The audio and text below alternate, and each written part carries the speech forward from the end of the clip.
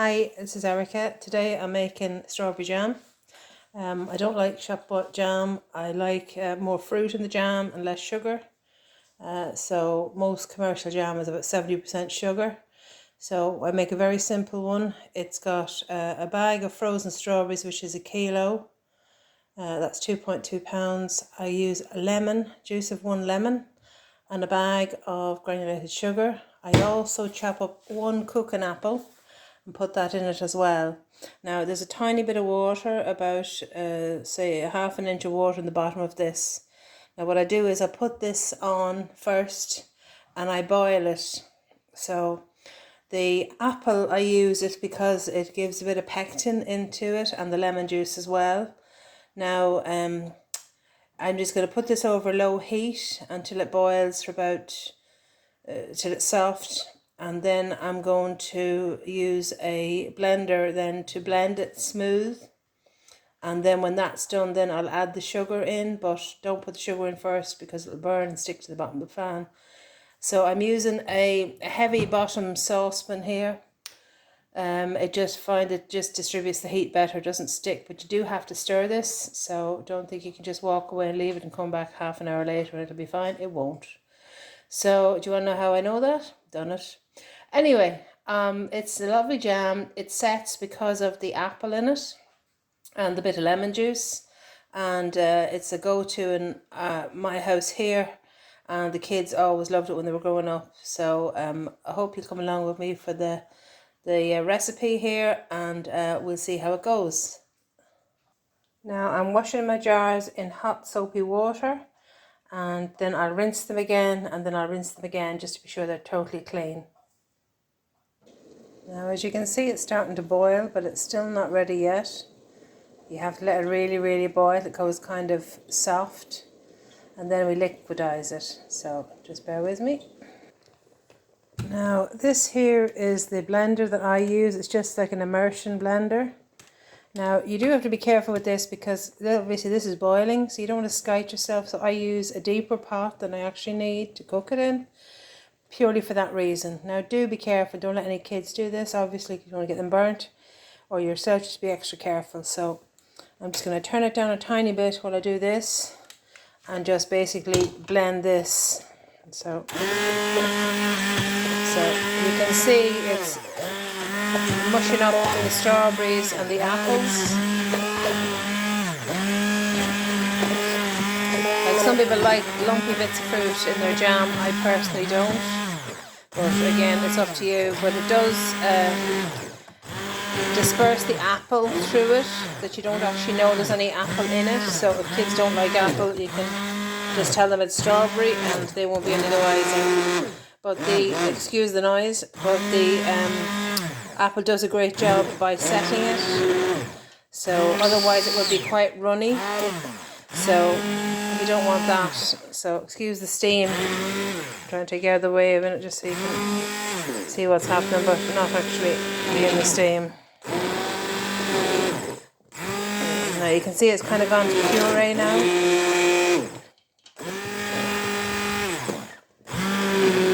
Now don't rest your blender on the end of your pot because you would melt it. Or if you have a stainless steel blender, better. But I bought this one at a car boot sale. It was cheap and it does the job. So I use it for blending the soups and jam. Now you can see the consistency of that now. It's more runny. Now, there's probably still a few lumps in it, so I'll give it a couple of minutes and then I'll blend it again. So now, as you can see now, it's smooth. There's no lumps in it. It's just like liquid, a thick kind of liquid. So this is the stage now where I'm going to add in the sugar. So now the lemon juice, I already strained that in through a sieve to stop any pips going in. That was just the juice of one lemon. There's a lump. I'll take him out. There was one bag of strawberries, which is 2 kilos frozen strawberries. Now you could use fresh, but the frozen is cheap, and they had a deal on. It was extra large bag for the same price, so I bought those. 1 bag of sugar, granulated sugar, and the juice of a lemon, and 1 apple, cooking apple. So that's what's in the pot now. I've reduced the heat slightly just to show you the jars. So I've washed the jars. I've washed them with soapy hot water and I've rinsed them 3 times. So they're clean. They're the lids. Now those ones there are jam jars. This one is actually a mayonnaise jar, but it's fine. It works for me. And the coating on the inside of the lid is good as well. So those are the jars I'm going to be using. And now we're going to add in the sugar into this. And we're going to cook that then next. So this is the sugar going in now. So I just lower the heat slightly to put the sugar in. I'm doing this one-handed, so that's the way it looks going in. So that's just basic bag of sugar, a kilo of sugar. So I'm just stirring that in to melt the sugar. And then we're going to boil it. Now from here on in, you need to be stirring. So just bear with me for a while I do this. So I'll stop and start the video because I don't want you to be bored watching me stir a pot of jam. But anyway, that's what's happening now. So I'm just going to keep stirring and whack up the heat a tiny bit, but do keep stirring. Now at this stage it's very runny. I want you to look at how it comes off the spoon. See the way it's kind of dribbling, like a long pour? That shows it's not ready yet and there's too much water in it. So it's not ready, it wouldn't set at that stage. So we just keep cooking away until it's the right thickness, but I'll explain that to you when I'm doing it. So just keep stirring every couple of minutes and let that just boil. That's too runny yet, okay?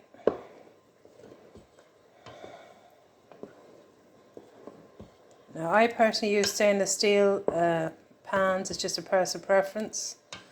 I always have, and I find that it cooks better in them. Aluminium I was never that happy with for health reasons as well as for cooking. I find the stainless steel pans great to cook in. And once you have a good set of stainless steel pans, they last your lifetime, and you can give them to your kids either when they move out and get their own places. So stainless steel is always good. It's also very hygienic as well. Stainless steel is used in medical operations and stuff like that as well because of the hygiene issues. So I prefer stainless steel. You can see that's real runny still. So not ready yet. So we'll come back and check on it another couple of minutes, but just keep stirring every couple of minutes. So you can see the bubbles are forming there now, but it's not boiling yet. You need a good roll and boil, as they say. So it's getting there, but close, not yet. So we're going to boil this, and then I'll bring you back and show you when it gets to the right stage. You'll notice it's kind of light coloured red at the minute. That will change to a darker red as it boils, as well as it starts to change. So sometimes there's a bit of foam gathers on top if you want to get rid of that tiny bit of butter in top of it, and that will reduce the foam, and also it doesn't affect the jam. And this jam doesn't last too long in this house, and I use it in everything from on toast or bread. I use it to do sponge cakes in the middle of the sponge cake, or I also sometimes put a teaspoon of it in with the Greek yogurt, and you have your own lovely strawberry yogurt with very little additives or preservatives, just basic natural food. So that's a really nice one. But the taste of this jam compared to shop bought jam is so different. I can't actually eat shop jam because it tastes so plasticky and artificial. But this one is a lovely, rich strawberry flavour, and it's totally like natural. There's nothing bad in it. There's no additives, preservatives or chemicals, no E numbers. What you're seeing is actually the fruit, the colour of the fruit when it's liquidized, and the apple and the lemon juice. So it sets up to a nice jam, a firm jam, so it's not going to be really any different to a shop jam, apart from the flavour and the naturalness of this product. So, but you can use this basic recipe for other fruits. You can use it for apricots, you can use it for plums if you get plums on sale or in season, or you have a tree in your garden. Basically, this is the basic go-to recipe I use. For every like 2 pounds of fruit, I use a kilo of sugar, maybe half a pint to 3/4 a pint of water, depending on the fruit. And then the lemon juice for this one. Now, certain fruits have higher pectin, but you can Google that yourself and find out. But with the strawberries, I find that unless you use the lemon juice and the one cooking apple, it will not set. Now, you can use a product called Sure Set, but I don't exactly know what's in it, and I personally don't like the texture of that one. So I think that this personally is better for me, but do what suits you and your own personal taste. But this one is starting to boil now. See that boiling? It looks like a volcano about to bubble up. That's the sort of stage you want to get it at. So we're going to keep stirring now and just come back to you in a couple of minutes.